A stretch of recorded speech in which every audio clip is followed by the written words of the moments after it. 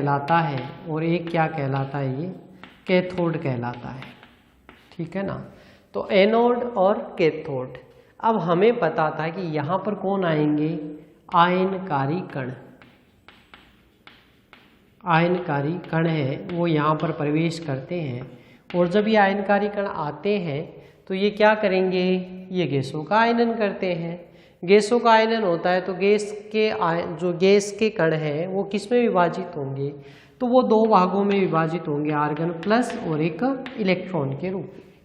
ये इलेक्ट्रॉन कहाँ चले जाते हैं, एनोड के पास में, और ये आर्गन कहाँ चली जाती है, कैथोड के पास में। ये इलेक्ट्रॉन यहाँ पर एवलांस उत्पन्न कर देते हैं, यानी और भी द्वितीयक इलेक्ट्रॉनों को उत्पन्न करते हैं, और इलेक्ट्रॉनों के कारण से अब यहाँ से ये क्या करेंगे, इसमें प्रवाहित होंगे। और एक मान लो मैं कैपेसिटर लगा देता हूँ तो क्या होगा, आवेश का संचय हो जाएगा। ठीक है ना। या दूसरा तरीका है कि मैं कैपेसिटर न लगाकर इसके क्या लगाता हूँ, रेजिस्टेंस लगाता हूँ, तो भी इसमें क्या होगा, आवेश का प्रवाह ही होगा, और आवेश का प्रवाह प्रति मिनट ही क्या कहलाता है, आपका धारा कहलाता है। ठीक है ना। तो ये इस प्रकार से अपने को यहाँ पर मान है वो प्राप्त होता है। तो ये हम देखते हैं यहाँ पर कि पहले इस प्रकार से कम और उसके बाद में समय के साथ कांस्टेंट हो जाता है, फिर इसमें बाद में कमी आती जाती है, क्योंकि ये कांस्टेंट समय के बाद में क्या होता है, काम करना बंद कर देता है। या जैसे अपन ने गाइगर मूलर गणित पढ़ा था कि एक समय के बाद में उसका क्या आ जाता है, विश्रांति काल, और वो सारे आ जाते हैं। तो इस प्रकार का लगभग ये मान अपने को प्राप्त होता है। ठीक है। तो Q बराबर, तो Q को हम क्या कह सकते हैं, IT/dt। Q तो Q बराबर, क्योंकि आवेश प्रवाह की दर, तो Q/T बराबर क्या कह सकता हूँ मैं, I, है ना। और इसका अगर इंटीग्रेशन कर दूँ तो I/dt, और 0 से t समय के अंदर कितना आवेश संचय हुआ वो किसके मान को देगा, आपके इसके मान को दे देगा। अच्छा, I भी किसका हो सकता है, तो IT/dt, यानी I किसका घटक है, IT के रूप में भी व्यक्त किया जा सकता है। तो इस प्रकार से हम कह सकते हैं धाराओं का समय के साथ में परिवर्तन होता है। ठीक है। अब दो प्रकार की विधाएं होती है भाई, देखो, एक तो होती है धारा विधा। ठीक है ना। तो धारा विधा में क्या होती है, सबसे सरल विधि है धारा विधा, सबसे सरल विधि। तो कौन सी है, धारा स्पंद और वोल्टता स्पंद। तो पहली विधा कौन सी हो गई, धारा विधा।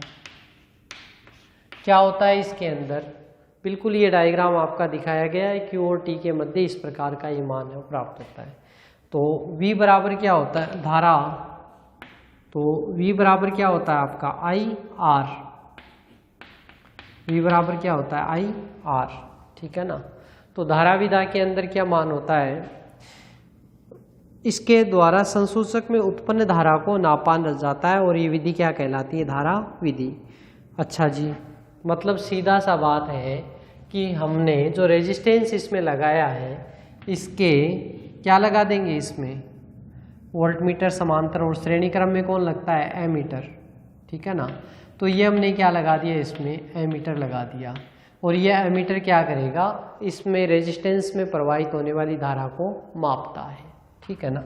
ये कार्य कितना रेंज का होता है, तो 10⁻⁹ मीटर कोटि का ये आपका रेंज है वो इसकी होती है। ठीक है ना। यानी धारा विधा में अपने को करना है क्या है, रेजिस्टेंस के पास में क्या लगा देते हैं, हम एमीटर लगा देते हैं, जिसकी रेंज किसकी हो गई, नैनोमीटर की रेंज हो गई। ठीक है ना। तो ये अपने किसके अंदर काम में आता है, धारा विधा के अंदर। और T समय पर हम औसत धारा का मापन कर सकते हैं। जब घटना दर बहुत अधिक हो जाती है तो वहाँ धारा विधा का उपयोग किया जाता है, ताकि स्थायी धारा प्राप्त हो सके। जब घटना दर बहुत अधिक होती है तो हम किसको काम में लेते हैं, आपकी धारा विधा को काम में लेते हैं। ठीक है। और इससे अपने को क्या होती है, स्थायी धारा का मान है वो प्राप्त होता है। ठीक। तो ये आपका क्या हो गया, पहली विधा, जिसको हम क्या कहते हैं, करंट मोड या धारा विधा। दूसरी विधा क्या है भाई, दूसरी जो विधा है वो कहलाती है आपकी पल्स मोड, या इसको हम कहते हैं स्पंद विधा। स्पंद विधा किसका स्पंद, तो वोल्टता का स्पंद है वो अपने को यहाँ पर प्राप्त होता है। स्पंद विधा भी कहते हैं, या इसका दूसरा नाम भी है पल्स मोड।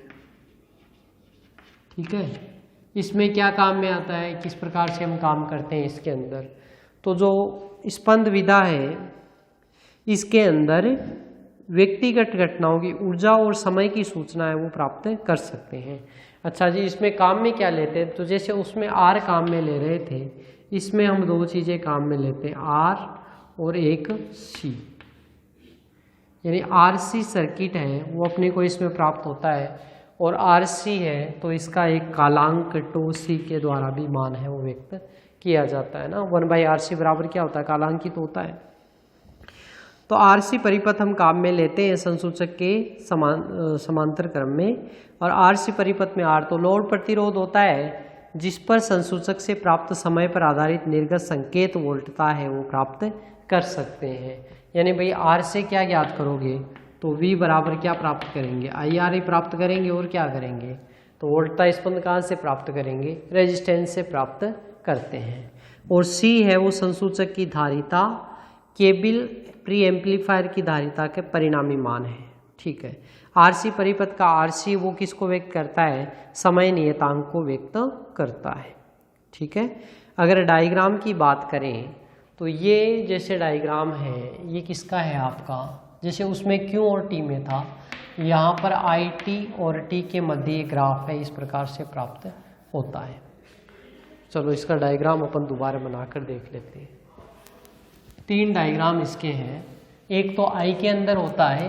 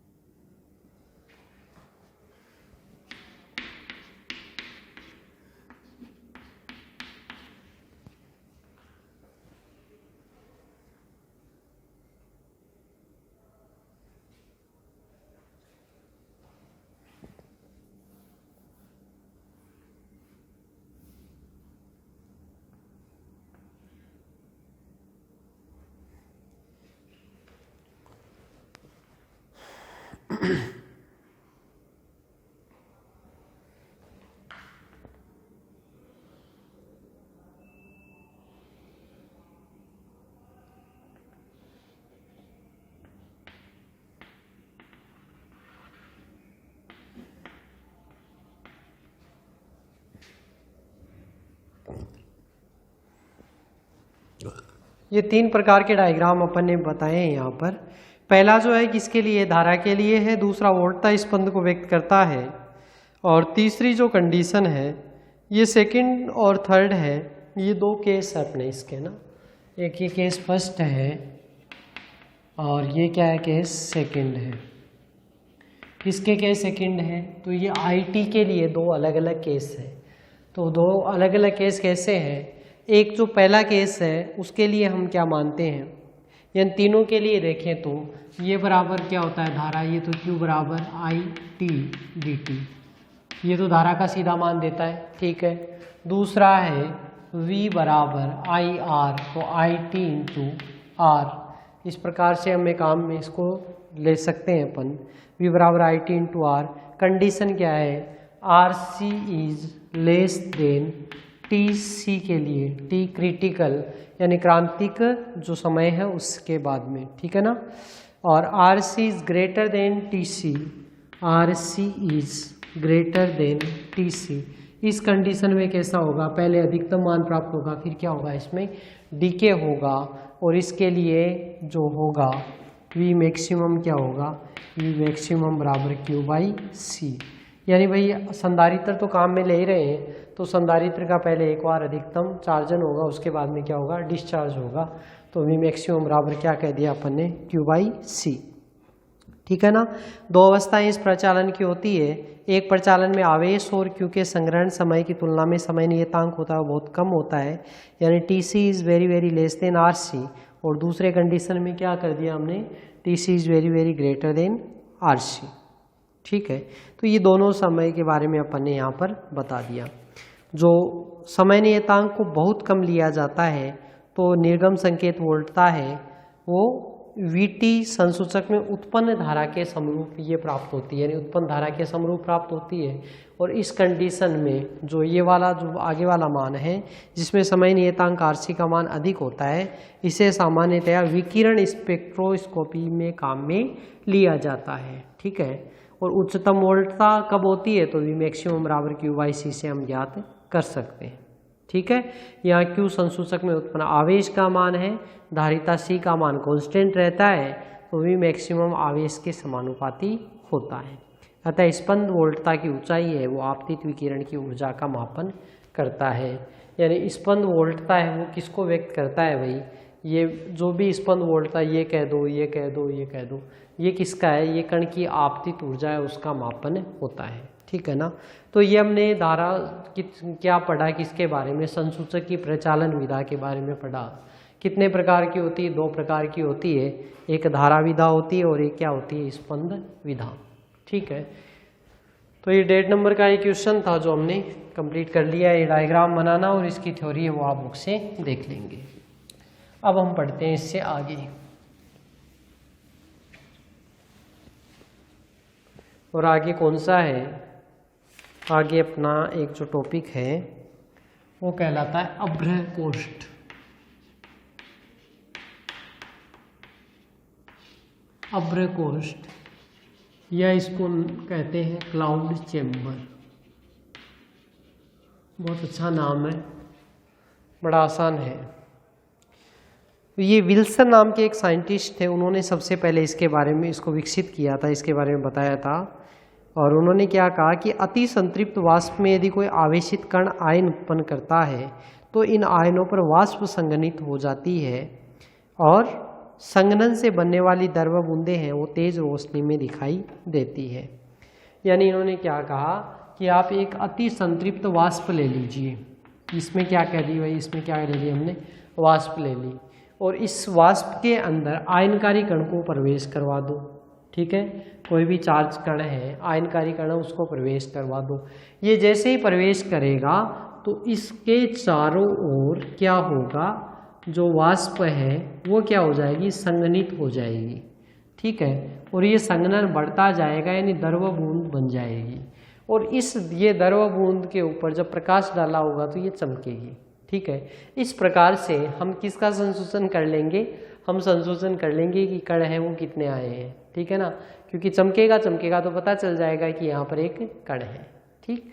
इस प्रकार से इसका संशोधन प्रक्रिया है वो होती है। तो ये क्या कहलाता है आपका क्लाउड चेम्बर या अभ्रह कोष्ठ। चलो एक डायग्राम बनाकर देखते हैं किस प्रकार की एक संरचना। तो उन्होंने एक संरचना बनाई, अपन भी बना लेते हैं वो।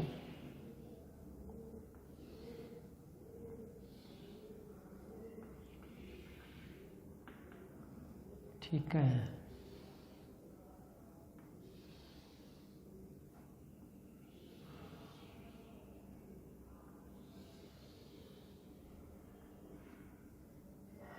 ये लो,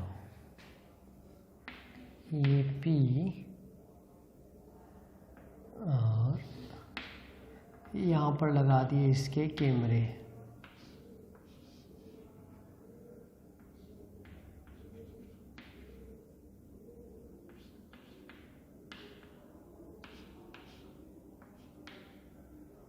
ठीक है जी।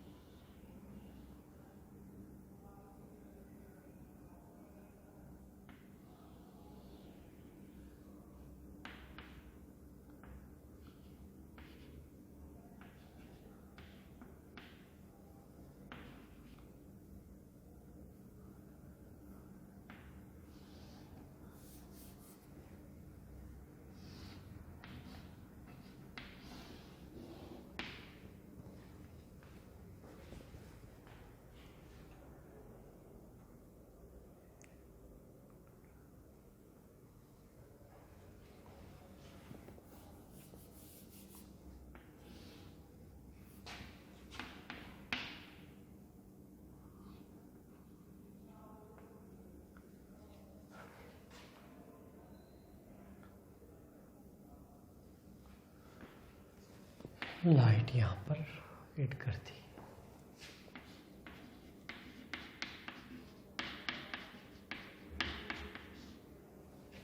ये एक स्ट्रक्चर है वो यहाँ पर बनाया है, ठीक है ना। ये जो आपको नीचे वाला पार्ट दिख रहा है, ये इतना पार्ट, इसके अंदर तो क्या लेते हैं, वाष्प लेते हैं काम में, ठीक है। इस वाष्प को संघनित करने के लिए ये पी प्रेशर की एक प्लेट है, उसको दबाया जाता है ताकि ये अति संतृप्त वाष्प है वो बन सके, ठीक है ना। अब इसको अति संतृप्त वाष्प हो गई, ऊपर से ये डब्लू है, ये वाली बीच की क्या लगाई हमने, खिड़की लगाई है, जिसके अंदर से जो आपका जो आयनित कण है वो आ सके इसके अंदर, ठीक है ना। आयनित कण इसके अंदर से आ सके। इधर से लाइट गिराई जाती है, इस साइड का ये वाला जो पोर्शन है यहाँ से लाइट गिराई जाती है। क्या होगा, तो लाइट गिराने से ये किस प्रकार बिहेव करेंगे, तो वो चमकने लगेंगे, अपने आयनित कण है उनका पता चल जाएगा, ठीक। ये 3D कैमरे फोटो खींचने के लिए कौन कब चमकता है तो उसकी फोटो खींच लेते हैं, आयनित कणों का जो अध्ययन करने के लिए, ठीक है। और बीच में यहाँ पर ये क्या लगाया हुआ, तो ये इलेक्ट्रोड लगाया हुआ है, किस लिए काम में लेते हैं कि भाई एक बार संसूचन हो गया तो फिर उनको बाहर तो करें, नहीं तो वो दूसरों में फिर गड़बड़ करेंगे। इसलिए एक बार संसूचन होने के बाद में इलेक्ट्रोड के माध्यम से उन आयनित कणों को क्या कर देते, बाहर कर देते। यहाँ स्विच लगाया हुआ है और ये बैटरी के टर्मिनल है वो जोड़े हुए हैं, ठीक है, ऊपर पॉजिटिव से और नीचे नेगेटिव से। इस प्रकार की ये संरचना है अब्रकोष्ठ की, वो दर्शाई है मैंने आपको, ठीक है ना। तो क्या क्या इसमें है, अब्रकोष्ठ आवश्यक होता ही है जिसमें वाष्प भरी रहती है, जिसको हम किसके द्वारा व्यक्त करते हैं, सी के द्वारा व्यक्त करते हैं, ठीक। इस कोष्ठ का एक सिरा है वो कांच की खिड़की डब्लू से ऊपर की ओर है, बताया मैंने आपको, बंद रहता है। दूसरे सिरे पर एक पिस्टन लगा हुआ है पी, जो दिख रहा है अपने को। तेजिस इसके द्वारा क्या किया जाता है, रुद्धोष्म प्रसार। तो रुद्धोष्म प्रसार आपका पढ़ा हुआ है लास्ट ईयर, है ना। रुद्धोष्म प्रसार से क्या होगा, ये गैस है इसकी ऊर्जा में कमी आएगी और ज़्यादा ठंडी हो जाएगी। ये पिस्टन क्या करता है, इसको ऊपर नीचे करने के लिए, प्रसार करने के लिए, प्रसार करेंगे तो ऊपर खिसकाना पड़ेगा, ऊपर खिसकाएंगे तो प्रसार होगा और गैस क्या होगी, और ज़्यादा ठंडी है वो हो जाएगी, ठीक है। जितनी ज़्यादा ठंडी होगी उतना अति संतृप्त वाष्प अवस्था में आ जाएगी और फायदा होगा। तो आवेशित बूंद है, छोटी आवेशित बूंद पर संतृप्त वाष्प दाब का मान होता है वो समतल पृष्ठ पर संतृप्त वाष्प का दाब की तुलना में कम होता है। इस कारण आयन के चारों ओर वाष्प संघनित होकर द्रव बूंद बना लेती है, जिसका आकार तेजी से बढ़ता है। यानी हम ये रुद्धोष्म प्रसार क्यों कर रहे हैं, इसको अति संघनित क्यों कर रहे हैं, क्योंकि अति संघनित करने से क्या होगा, ये जो वाष्प है वो आयनित कण के चारों ओर द्रव बूंद आसानी से बना लेती है, ठीक है। और द्रव बूंद आसानी से बना लेती है तो फिर लाइट में वो चमक जाएगी। है ना। और कहाँ से आएंगे, तो ये आयनित कण है वो कहाँ से आएंगे, W वाला जो ये एरिया बताया हुआ इसके अंदर से इसके अंदर प्रवेश करते हैं। ठीक है, द्रव बूंद बनी गई और अभ्रकोष्ठ प्रसार के बाद जो ये आप अभ्रकोष्ठ है ये प्रसार के बाद लगभग 0.1 सेकेंड तक सुगराई रहता है। ठीक है, तो एक अगले प्रसार चक्र से पहले, यानी मैंने आपको बताया था कि भाई एक चक्र कंप्लीट होने के बाद में दूसरे चक्र के बीच में 0.1 सेकंड के लिए ये क्या रहता है, एक्टिव रहता है। तो हमें दूसरे चक्र को शुरू करने से पहले आयनित कणों को बाहर निकालना होता है और उसके लिए हम क्या काम में लेते हैं, आपका इलेक्ट्रोड है ये काम में लेते हैं। ठीक है, तो इलेक्ट्रोड है वो काम में लेते हैं आयनों को हटाने के लिए। ठीक, कांच की खिड़की के नीचे लगी धातु की वलय R और पिस्टन P के मध्य विद्युत क्षेत्र है वो लगाया जाता है। तो ये आपकी वलय क्या है, R है और ये पिस्टन P है। तो इन दोनों के मध्य हम क्या लगाते हैं, इलेक्ट्रोड के द्वारा क्या हम लगाते हैं, जो विद्युत क्षेत्र है उसको अप्लाई किया जाता है। ठीक है ना। फोटो लेने के लिए, फोटोग्राफी के लिए क्या लगा दिए, 2 कैमरे लगा दिए और तीव्र प्रकाश से इसमें प्रदीप्त करते हैं। ठीक, अभ्रकोष्ठ को चुंबकीय ध्रुवों के मध्य रखने पर धनात्मक और ऋणावेशित आवेशित कणों में ट्रकों में भेद है वो किया जा सकता है। यानी ये अभ्रकोष्ठ है, अब इसको चुंबकीय क्षेत्र के यानी N और S के मध्य रख दें तो जो आवेशित कण हैं उनके मध्य विभेद भी उत्पन्न किया जा सकता है। 3 प्रकार के कण यहाँ से कंसीडर किए जाते हैं। एक तो ये मोटी वाली जो लाइन, अगर ऐसी मोटी लाइन बनती है तो वो क्या होते हैं, आपके अल्फा कण। ठीक है, दूसरी जो स्थिति रहती है एकदम बारीक लाइन बनती है लेकिन सीधी ट्रैक है तो ये है आपके बीटा कण। और तीसरी टूटी फूटी लाइन बनती है लेकिन सीधी रेखा बनती है तो ये क्या है, तीव्र गतिशील आवेशित कण को व्यक्त करते हैं। तीव्र गतिशील आवेशित कण, इसको व्यक्त कौन करता है, ये टूटी फूटी लाइन। तो इस प्रकार से अल्फा बीटा और तीव्र गति से आवेशित कण है उनके बारे में विभेद है वो हम कर सकते हैं। ठीक है, किसके द्वारा, अभ्रकोष्ठ को कहाँ रखा जाए, चुंबकीय ध्रुवों के मध्य रखा जाए तो ये विभेद है वो इस प्रकार से ये स्पेक्ट्रम इनके प्राप्त होते हैं। ठीक है ना, अलग अलग प्रकार की ट्रैक प्राप्त हो जाती है। तीनों मैंने यहाँ व्यक्त कर ही दिया आपको। ठीक, तीव्र गति, ओके। तो इस प्रकार अभ्रकोष्ठ की ये सीमा है कि अच्छा इसकी बाउंड्री कंडीशन क्या है, मतलब कि कमी क्या है। तो अभ्रकोष्ठ के बारे में हम कह सकते हैं कि एक बार आवेशित कणों की ट्रे के फोटोग्राफ लेने के बाद में इसे पुनः प्रारंभिक अवस्था में आने में कुछ समय लगता है। भाई एक बार इसने फोटोग्राफी कर ली अपन ने तो इसको दोबारा संसूचन के लिए आने में थोड़ा सा ये टाइम लेता है, इसलिए हम क्या करते हैं, बीच में रोकना पड़ता है। सतत अभिलेखन है वो नहीं हो सकता है। तो इस प्रकार से हमने पढ़ा अभ्रकोष्ठ के बारे में। तो ठीक है, आज की क्लास के लिए इतना पर्याप्त है। इतना आप अध्ययन करेंगे, क्या क्या अपन ने पढ़ लिया।